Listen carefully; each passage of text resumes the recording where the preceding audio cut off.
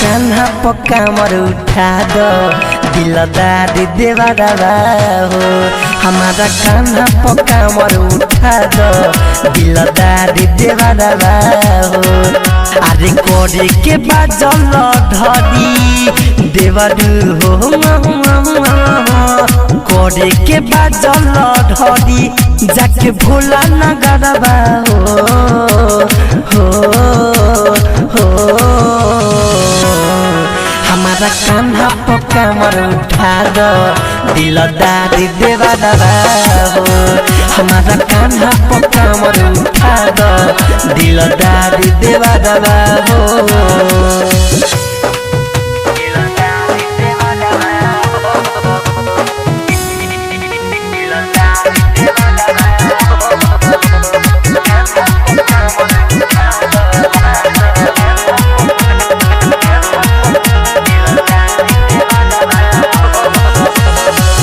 पहिला सोमारी के भीड़ होला भारी हमारा के ले चल भोला के दुआरी।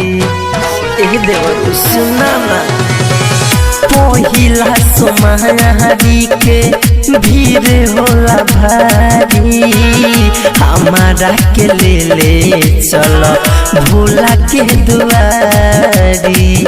हमारा के ले चलो भोला के दुआरी। तोहर निहोरा ना करती देवरू हो तोहर निहोरा ना करती सोया बारे बहारबा हो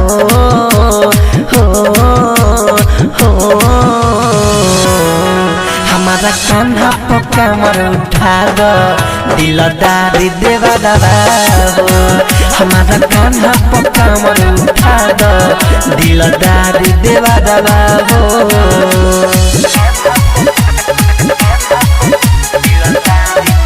म्यूजिक बाय विकेश भोजपुरिया ज्योति रिकॉर्डिंग स्टूडियो घोड़ा सहन लखान। अंकित केला आगे आगे धरब पाओ भगती में आइल हमारा पूरा बादला सुना ना सुधी समरिया धीरज आगे धरब पाओ भगती में आइल हमारा शशि बादला भगती में आइल हमारा पूरा बादला।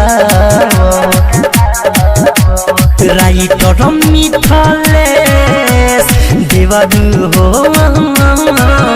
अरे राइटर विजय बिहारी नब कुछो के डरबा हो